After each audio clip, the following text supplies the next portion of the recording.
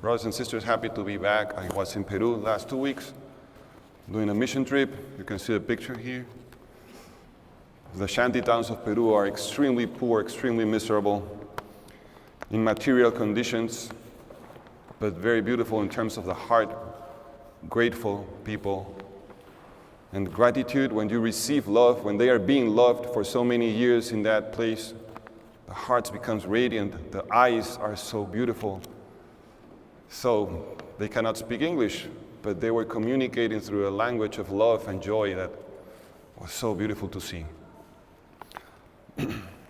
Everything, every human being, all creation has an underlying reality, one same logos. And Jesus is the logos, one logic, the logic of love. What happened with the first reading? I think you already know that the first reading is always chosen by the church to be a prophecy of the gospel. The church always chooses the first reading as something in the Old Testament that is pointing towards fulfillment in the gospel, in the life of Jesus. So now we see Genesis chapter 3, which is the fall of Adam and Eve and the consequence of the fall. The question I have to ask you is, what made Adam and Eve suffer these consequences, our first fathers? Why they were expelled from paradise, from that place of safety and communion and joy? It's one word, disobedience. Disobedience. As I said some seconds ago, they're going out of the logic of the logos, which is love. What is disobedience in itself, in its core? Is a mistrust towards God. I don't trust that you love me. I don't believe that you love me as I deserve to be loved, as I want to be loved. You're going to love me, but conditionally. If I perform perfectly, if I perform good enough for your standards, maybe you'll treat me well, maybe you'll love me. So, what's going to be the consequence? Hiding, shying away. Hiding away from the presence of God that immediately becomes a ruler, a taskmaster, very demanding taskmaster that can be judgmental and punisher immediately. Then what we see in the gospel, what do we see in the gospel? What does God do to restore and to save the fallen humanity? Obedience. What's the reason of the fall? Disobedience, out of the logic of love. What is the way of salvation, of rescuing us? Obedience. Who is being obedient? Jesus. Who is the first obedient from all eternity?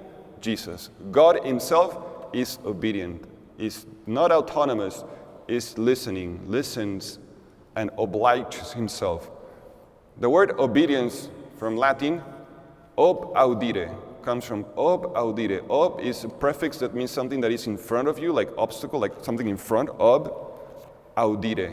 You're listening to the one that is in front of you and you're tying yourself willingly. Now our society and humanity in general has taken the word obedience as something that is not pleasant, not comfortable, annoying, bothers, something that can be oppressive, an imposition from a force that is beyond, that is superior. I want to get rid of that. But if you contemplate Jesus, the first obedient, and you see that in the core of the Trinity, in the core of God, there is obedience, then everything changes. And we can rescue that word, that concept, and see the truth. Obedience can only be understood in the context of love, in the reality of abundance of love. Obligation, which feels bothersome and we don't want to be obliged, now, when it's rescued and is contemplated in Jesus, becomes something fascinating.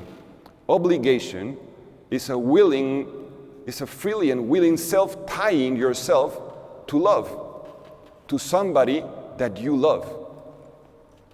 When you're getting married, if you're already married or when you're going to get married, you are saying, I tie myself to you, I oblige myself to be yours forever. Even if you suffer sickness, even if you are poor, even if you suffer some mental illness, I am tying and bonding myself to you out of unconditional love. Then we can understand that obedience only makes sense, an obligation only makes sense if we're obeying and linking ourselves to love.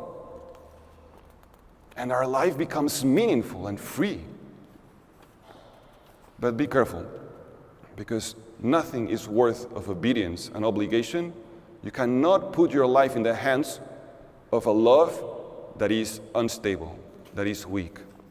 So if you're going to get married, remember that before tying yourself to that spouse, or if you're establishing bonds of friendship, before giving yourself to that friend, you're giving yourself to the unconditional love. Only if you first place yourself in the hands of the unconditional love, then you can place yourself in the hands of another human being. It's so beautiful. What is Jesus doing at the end of this gospel? What is he saying? So he comes home. It's important, the concept, because he comes home after a large pilgrimage, preaching in different villages, home, surrounded by a multitude of people at home. Mary and some relatives are outside seeking him. And they say, the voice, hey, your mother and your relatives are looking for you. And he says, who are my mother? Who are my brother? Who is my brother and my sister? Everyone who listens to my voice and trusts in unconditional love and believes that can be loved by me and seen by me and rescued by me, that person becomes my brother and my sister, becomes my home, becomes my family. I can rest in him who believes that I love you, that I love him, that I love her. Despite your weaknesses, despite any sinfulness, like Mary Magdalene, Augustine, or anybody, the one who believes that my love is stronger and that you don't need to perform for me to love you, that person becomes my brother, my sister, my family, my home. Choose me as your home, as your blood relative, the spiritual blood relative, the spiritual blood that you're receiving in the Eucharist. Do you believe that I love you? Would you obey my mercy? And we can become one. That's a beautiful adventure. That's the essence. Obedience. Pinocchio. Interesting movie. If you want to contemplate that dynamic. We are like Pinocchio. Created by Geppetto, this craftsman. Old in age, created Pinocchio. And then one day, lifts his gaze to a star, and elevates a wish, a sigh, transcending, and say, how much I would wish to have a son. It would be beautiful if this impossible reality can happen, that it can become alive. So from being a puppet becomes a child, a free child. Geppetto runs the risk and sends the child Pinocchio into the world. And Pinocchio is enticed by that freedom, by an autonomous way of life, and becomes narcissistic and hedonistic and into the island of pleasures, or the pleasure or whatever. And then he becomes more and more transformed into a liar. And Jiminy the Cricket, who was meant to be a gift of the conscience, is divorced, is lost. So he doesn't want to be with Jiminy. He doesn't want to listen to that conscience. He wants to break that tie because he thinks that is something that is enslaving him. But what happens with Pinocchio as he lies and enters into that world? Becomes like a donkey, like an animal, like a beast of burden, falls into delusion. And then we see Jiminy the Cricket, the conscience, the voice of love, the voice of Jesus looking for him. Where are you, Pinocchio? The same that we see in Genesis chapter 3 in the first reading. Where are you, Adam? Where are you, Eve? He's never gonna give up because we loved you with unconditional love. He's tied to you.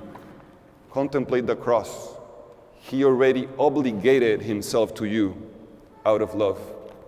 Would you accept that obligation, that obedience of love, so we can be free and truly alive?